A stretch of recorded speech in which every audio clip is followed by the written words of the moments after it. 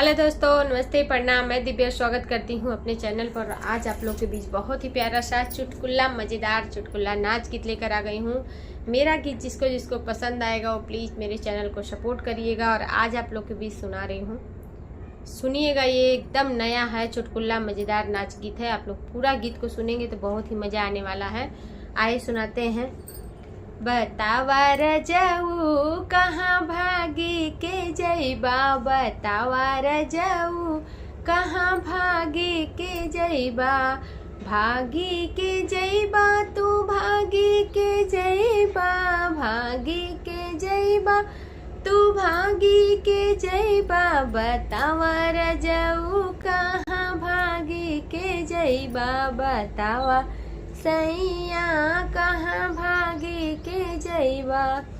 भूख लगी खाना कैसे बनवैबा, भूख लगी खाना कैसे बनवैबा, बतावा रजाऊ कहाँ भागी के जइबा, बतावा सैया कहाँ भागी के जइबा।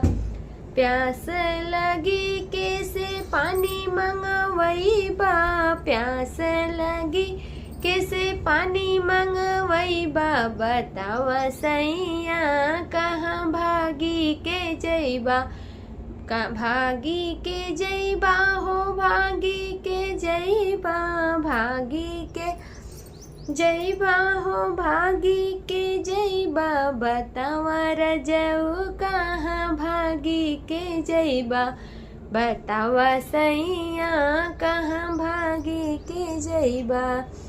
नींद लगी कैसे बिस्तर लगवैबा, नींद लगी कैसे बिस्तर लगवैबा, बतावा रजाऊ कहाँ भागी के जइबा, बतावा रजाऊ कहाँ भागी के जइबा।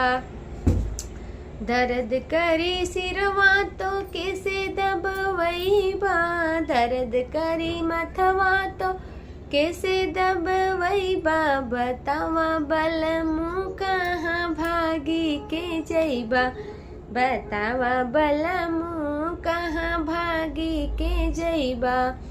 भागी के जइबा हो भागी के जइबा, भागी के जइबा हो भागी के जइबा, बतावा रजाऊ कहाँ भागी के जइबा, बतावा रजाऊ कहाँ भागी के जइबा। दर्द करी गोड़वा तो कैसे दबवैबा, दर्द करी गोड़वा तो कैसे दबवैबा, बतावा सैया कहाँ भागी के जइबा, बतावा रजाऊ कहाँ भागी के जइबा। भागी के जइबा हो भागी के जइबा, बतावा बलमू कहाँ भागी के जइबा, बतावा रजाऊ कहाँ भागी के जइबा। तो दोस्तों, इतना छोटा सा एक गीत था और बहुत ही प्यारा है, बहुत ही क्यूट है। आप लोग पूरा गीत फुल वॉच कीजिएगा। थोड़ा सा गीत है, आप लोग पूरा सुन सकते हैं। और ये गीत मजाकिया था, बहुत ही ज़्यादा कॉमेडी गीत था। आप लोग पूरा गीत सुनिएगा, कमेंट में बताइएगा ये गीत आप लोगों को कैसा लगा।